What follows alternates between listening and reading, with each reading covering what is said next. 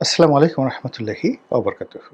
সম্মানিত দর্শক, নির্বাচন কমিশন কর্তৃক ঘোষিত নির্বাচনের যে তফসিল, এটি চলতে থাকবে। হয়তো তফসিল একবার দুবার পরিবর্তিত হতে পারে, কিন্তু ফেব্রুয়ারি মাসে নির্বাচন হবে এটার সম্ভাব্যতা শতভাগ ধরে রাজনৈতিক দলগুলো কিন্তু সর্বোচ্চ চেষ্টা তদবির চালিয়ে যাচ্ছে নির্বাচনে জয়লাভ করার জন্য। তো এই সময়ের মধ্যে একজন প্রার্থী ওসমান হাদি, তরুণ প্রার্থী, তার উপর গুলিবর্ষণের ঘটনা ঘটেছে এবং এটা নিয়ে অনেকে সন্দেহ তৈরি করে হয়েছে বা অনেকের আশঙ্কা তৈরি হয়েছে যে নির্বাচন বানচাল হয়ে যেতে পারে বা তফসিল পিছিয়ে যেতে পারে। অথবা ধরুন এই সময়ের মধ্যে যদি বেগম জিয়ার সম্পর্কে কোনো সুসংবাদ না আসে, অর্থাৎ তিনি যে এবারকের হাসপাতালে আছেন, তিনি যদি অসুস্থ থাকেন এবং বেগম জিয়ার জ্যেষ্ঠ সন্তান জনাব তারেক রহমান সাহেব, তিনি যে 25 তারিখে বাংলাদেশে আসছেন, আসার পর যদি 26 তারিখে যদি বেগম জিয়ার স্বাস্থ্য সংক্রান্ত কোনো বিষয় নেতিবাচক বা ইতিবাচক কোনো কথা আমরা শুনতে পারি, সেক্ষেত্রে নির্বাচনের তফসিল পরিবর্তিত হতে পারে। কিন্তু এখন পর্যন্ত বাংলাদেশের প্রায় সব মানুষই বলতে গেলে শতভাগ নিশ্চিত ফেব্রুয়ারি মাসে একটা নির্বাচন হতে যাচ্ছে। এখন নির্বাচন কতটা শান্তিপূর্ণ হবে, কতটা গ্রহণযোগ্য হবে, নির্বাচনের ফলাফল কার পক্ষে যাবে, বা শেষ পর্যন্ত নির্বাচনটি আদৌ হবে কিনা, এই প্রশ্নগুলো এখন সবাই বন্ধ রাখতে চাচ্ছে। এর কারণ হলো আমরা যে যার অবস্থানে একটা দুর্বিষহ সময় পার করছি। আমরা সবাই বুঝতে পেরেছি যে দেশ চালানো আসলে এনজিও যারা ব্যক্তিত্ব বা নায়ক নায়িকা, গায়ক গায়িকা কিংবা অরাজনৈতিক যারা ব্যক্তিত্ব রয়েছেন তাদের পক্ষে সম্ভব নয়। এটি হয়তো 3 মাসের জন্য সম্ভব। একটা কথা বলা হয়ে থাকে, যেমন সিরাজউদ্দৌলা।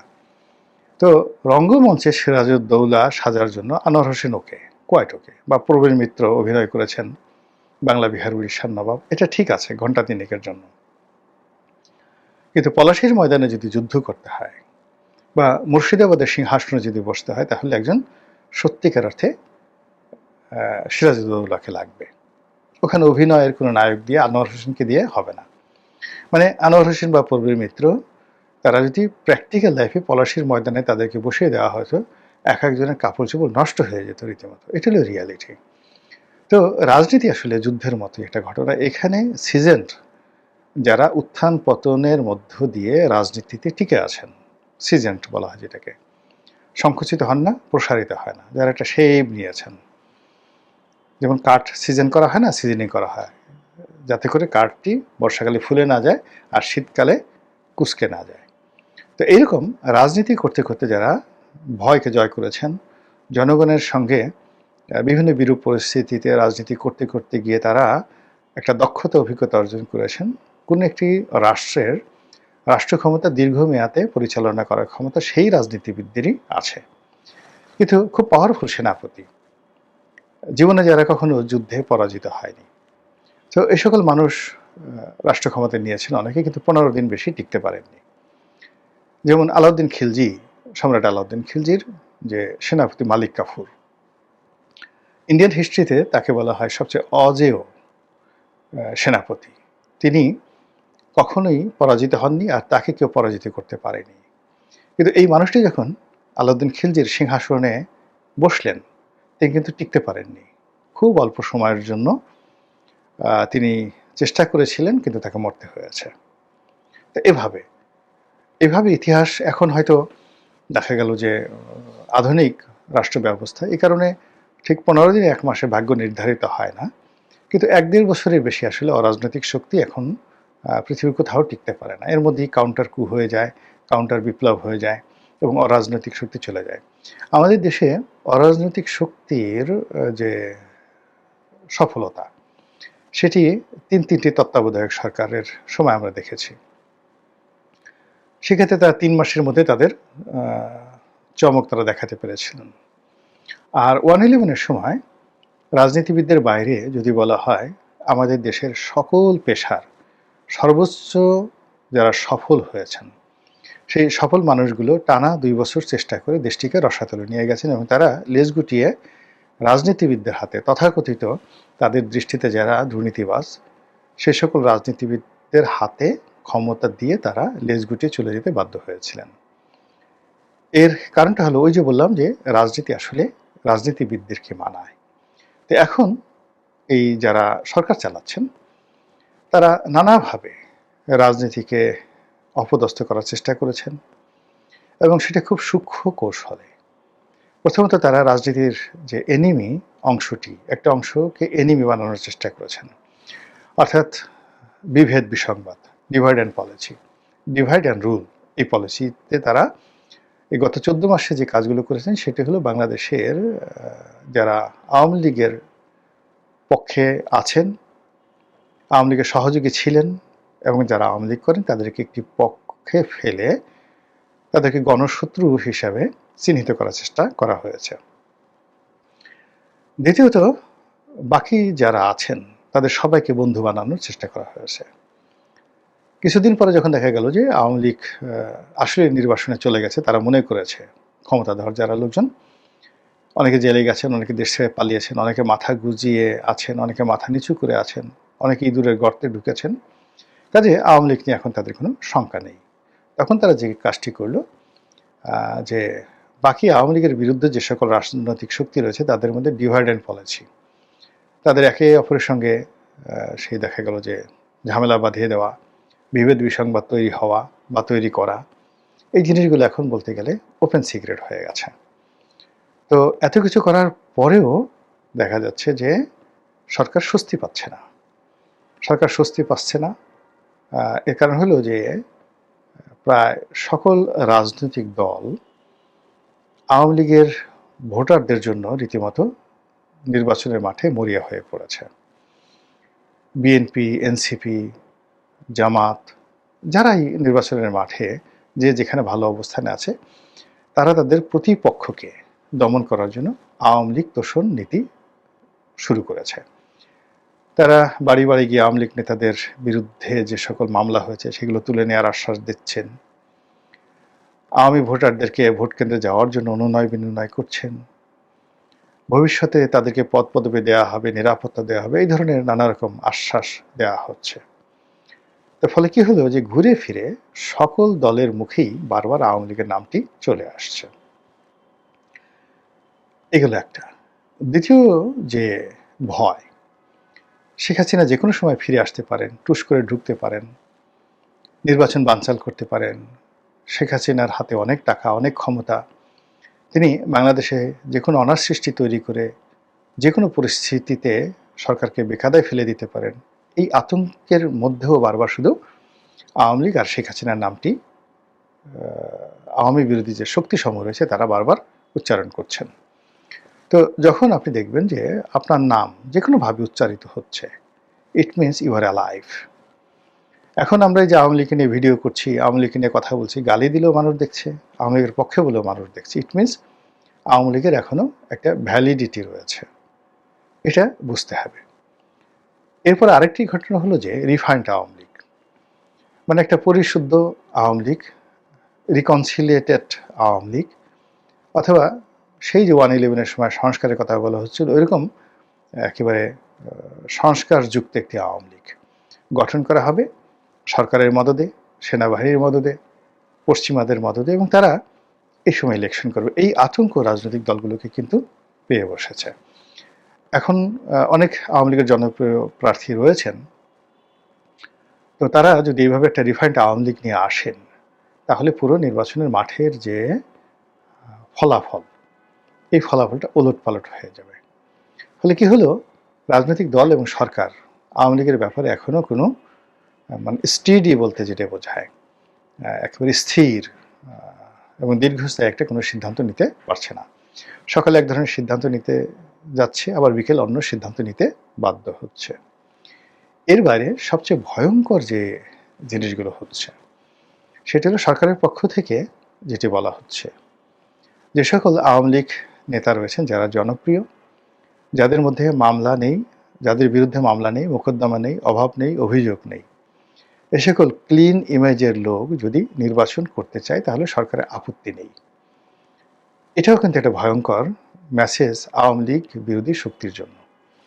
এর কারণ হলো এখন স্বতন্ত্র দাঁড়ান আর রিফাইন্ড দাঁড়ান, যদি শেখ হাসিনার পক্ষ থেকে বাধা দেওয়া না হয়, আওয়ামী লীগের যে এই মুহূর্তে যে কমিটি, বৈধ কমিটি আছে, সেই কমিটির পক্ষ থেকে যদি বিষোদ্গার করা না হয়, তাহলে রিফাইন্ড হোক কিংবা ধরুন স্বতন্ত্র হোক, নির্বাচনের ফলাফলটা ঠিক পাকিস্তান ইমরান খানের পার্টি যেভাবে ভালো করেছে ওভাবেই হয়তো একটা পরিবেশ পরিস্থিতি বাংলাদেশে তৈরি হয়ে যাবে। অর্থাৎ বহু সংখ্যক প্রার্থী, এমনকি তারা যদি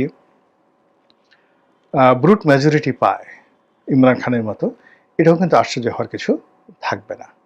আর অন্যদিকে যদি সেটা নাও হয়, তাহলে আওয়ামী লীগের ভোটাররা যে পক্ষে যাবে সেই পক্ষের পাল্লা ভারী হবে। যেমন আওয়ামী লীগের ভোটাররা যদি বিএনপির উপর বিরাগ হয়, বিএনপিকে একটা উচিত শিক্ষা দিতে চায় এবং জামাতকে ভোট দেয়, তাহলে জামাত সরকার গঠন করবে। আবার অন্যদিকে যদি আওয়ামী লীগের প্রার্থীরা না থাকে, ভোটাররা যদি ভোট কেন্দ্রে না যায়, তাহলে ভোট জমে উঠবে না। এবং সেক্ষেত্রে যদি ভোটার উপস্থিতি নেহায়েত কম হয়, তাহলে আন্তর্জাতিক অঙ্গনে এই ভোটের যে গ্রহণযোগ্যতা, সেই গ্রহণযোগ্যতা অতীতের মতোই হবে, অর্থাৎ 2014, 2018 এবং 2024-এর মতো হবে। ফলে আপনি দেখুন যে যেগুলো অল্টারনেটিভ আপনি বাদ দেন, মানে ধরেন না কেন, আওয়ামী লীগকে বাদ দিয়ে কোনো নির্বাচন কল্পনাই করা যাচ্ছে না। অর্থাৎ একেবারে তৃণমূল পর্যায়ে যদি ধরেন যে কিচ্ছু নাই, শুধুমাত্র আওয়ামী লীগের ভোটার, সেই আওয়ামী লীগের ভোটার যারা, তারা ভোট কেন্দ্রে গেলেও আপনার জন্য বিপদ, আর যদি না যায় তাও আপনার জন্য বিপদ। দ্বিতীয় অপশনে গিয়ে যদি আপনি আসেন যে আওয়ামী লীগ যদি একটা রিফাইন্ড আওয়ামী লীগ গঠন করা হয়, সংস্কারবাদী একটা আওয়ামী লীগ গঠন করা হয় এবং তারা ফরমালি সারা বাংলাদেশে প্রার্থী দেয়, রীতিমতো কেয়ামত হয়ে যাবে রাজনীতিতে। থার্ডলি হলেও যদি রিকনসিলিয়েশনের আন্ডারে আওয়ামী লীগের যে সকল ইমেজ সম্পন্ন প্রার্থী রয়েছেন, তারা যদি স্বতন্ত্র ইলেকশন করে এবং সরকার সেখানে গ্রিন সিগন্যাল দেয়, আইনশৃঙ্খলা রক্ষাকারী বাহিনীর নিরাপত্তা দেয় এবং রাজনৈতিক দলগুলো বৈদেশিক চাপের কারণে এটা মানতে বাধ্য হয়, তাহলেও কিন্তু রাজনীতির যে হিসাব পুরোটা এলোমেলো হয়ে যাবে। ফলে যারা মনে মনে কলা খাচ্ছেন, খান, কোনো অসুবিধা নেই, কিন্তু গাছ লাগিয়ে যারা কলা খান, অর্থাৎ রাজনীতির ময়দানে যারা পরিশ্রম করেন, চষে বেড়ান, তারা খুব ভালো করে বুঝেন যে বাংলাদেশের পরতে পরতে দুটো রাজনৈতিক দল, বিএনপি, আওয়ামী লীগ, তারা কতটা শক্তিশালী। আবার বিএনপি আওয়ামী লীগের দল, এই দুটো দল যারা শীর্ষ নেতৃবৃন্দ রয়েছেন, তারা এই গত 15 মাসে তারা হাড়ে হাড়ে টের পেয়েছেন জামাত কি, কাহাকে বলে, কত প্রকার এবং তারা কি কি করতে পারে। তো সব মিলিয়ে আমাদের যে রাজনীতি, সেই রাজনীতি যে একটা জটিল আবহাওয়া বিরাজ করছে, সে আবহাওয়া আমাদেরকে কোথায় নিয়ে যায়, আমাদের রাজনীতির ময়দানে কি ভোর উপহার দেয়, কিংবা কি ধরনের মেঘময় সন্ধ্যা আমাদেরকে এনে দেয়, সেটাই এখন দেখার বিষয়। মহান আল্লাহ আমাদের সবাইকে হেদায়েত দান করুন এবং হেফাজত করুন। আসসালামু আলাইকুম ওয়া রাহমাতুল্লাহি ওয়া বারাকাতুহু। অনেকে মাথা গুজিয়ে আছেন, অনেকে মাথা নিচু করে আছেন, অনেকে ইঁদুরের গর্তে ঢুকেছেন, কাজে আওয়ামী লীগ নিয়ে এখন তাদের কোনো শঙ্কা নেই। তখন তারা যে কাজটি করল, যে বাকি আওয়ামী লীগের বিরুদ্ধে যে সকল রাজনৈতিক শক্তি রয়েছে তাদের মধ্যে ডিভাইড অ্যান্ড পলিসি, তাদের একে অপরের সঙ্গে সেই দেখা গেল যে ঝামেলা বাঁধিয়ে দেওয়া, বিভেদ বিসংবাদ তৈরি হওয়া বা তৈরি করা, এই জিনিসগুলো এখন বলতে গেলে ওপেন সিক্রেট হয়ে গেছে। তো এত কিছু করার পরেও দেখা যাচ্ছে যে সরকার স্বস্তি পাচ্ছে না। সরকার স্বস্তি পাচ্ছে না, এর কারণ হলো যে প্রায় সকল রাজনৈতিক দল আওয়ামী লীগের ভোটারদের জন্য রীতিমতো নির্বাচনের মাঠে মরিয়া হয়ে পড়েছে। বিএনপি, এনসিপি, জামাত, যারাই নির্বাচনের মাঠে যে যেখানে ভালো অবস্থানে আছে, তারা তাদের প্রতিপক্ষকে দমন করার জন্য আওয়ামী লীগ তোষণ নীতি শুরু করেছে। তারা বাড়ি বাড়ি গিয়ে আওয়ামী লীগ নেতাদের বিরুদ্ধে যে সকল মামলা হয়েছে সেগুলো তুলে নেওয়ার আশ্বাস দিচ্ছেন, আওয়ামী ভোটারদেরকে ভোট কেন্দ্রে যাওয়ার জন্য অনুনয় বিনয় করছেন, ভবিষ্যতে তাদেরকে পদ পদবি দেওয়া হবে, নিরাপত্তা দেওয়া হবে, এই ধরনের নানা রকম আশ্বাস দেওয়া হচ্ছে। তো ফলে কি হলো যে ঘুরে ফিরে সকল দলের মুখেই বারবার আওয়ামী লীগের নামটি চলে আসছে। এগুলো একটা। দ্বিতীয় যে ভয়, শেখ হাসিনা যে কোনো সময় ফিরে আসতে পারেন, টুস করে ঢুকতে পারেন, নির্বাচন বানচাল করতে পারেন। শেখ হাসিনার হাতে অনেক টাকা, অনেক ক্ষমতা, তিনি বাংলাদেশে যে কোনো অনার সৃষ্টি তৈরি করে যে কোনো পরিস্থিতিতে সরকারকে বেকায়দায় ফেলে দিতে পারেন, এই আতঙ্কের মধ্যেও বারবার শুধু আওয়ামী লীগ আর শেখ হাসিনার নামটি আওয়ামী বিরোধী যে শক্তিসমূহ রয়েছে তারা বারবার উচ্চারণ করছেন। তো যখন আপনি দেখবেন যে আপনার নাম যে কোনোভাবে উচ্চারিত হচ্ছে, it means you are alive. এখন আমরা এই যে আওয়ামী লীগকে নিয়ে ভিডিও করছি, আওয়ামী লীগকে নিয়ে কথা বলছি, গালি দিলেও মানুষ দেখছে, আওয়ামী লীগের পক্ষে বলেও মানুষ দেখছে, ইট মিনস আওয়ামী লীগের এখনও একটা ভ্যালিডিটি রয়েছে, এটা বুঝতে হবে। এরপর আরেকটি ঘটনা হলো যে রিফাইন্ড আওয়ামী লীগ, মানে একটা পরিশুদ্ধ আওয়ামী লীগ, রিকনসিলিয়েটেড আওয়ামী লীগ, অথবা সেই যে 1/11-এর সময় সংস্কারের কথা বলা হচ্ছিল ওইরকম একেবারে সংস্কারযুক্ত একটি আওয়ামী লীগ গঠন করা হবে সরকারের মদদে, সেনাবাহিনীর মদদে, পশ্চিমাদের মদদে, এবং তারা এই সময় ইলেকশন করবে। এই আতঙ্ক রাজনৈতিক দলগুলোকে কিন্তু পেয়ে বসেছে।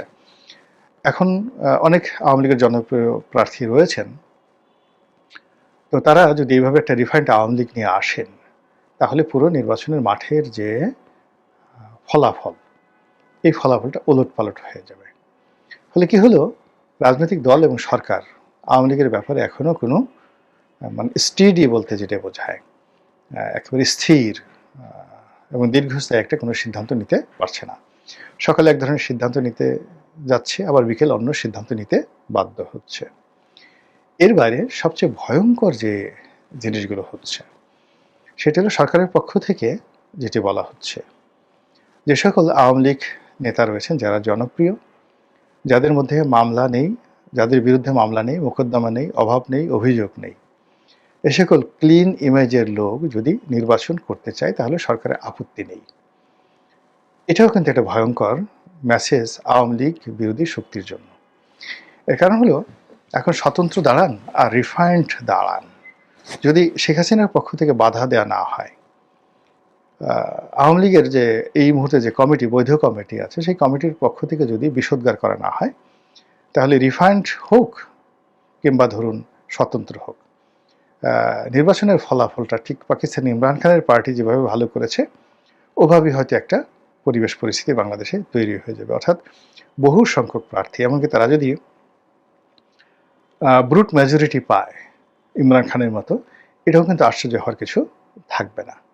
আর অন্যদিকে যদি সেটা নাও হয় তাহলে আওয়ামী লীগের ভোটাররা যে পক্ষে যাবে সেই পক্ষের পাল্লা ভারী হবে। যেমন আওয়ামী লীগের ভোটাররা যদি বিএনপির উপর বিরাগ হয়, বিএনপিকে একটা উচিত শিক্ষা দিতে চায় এবং জামাতকে ভোট দেয়, তাহলে জামাত সরকার গঠন করবে। আবার অন্যদিকে যদি আওয়ামী লীগের প্রার্থীরা না থাকে, ভোটাররা যদি ভোট কেন্দ্রে না যায়, তাহলে ভোট জমে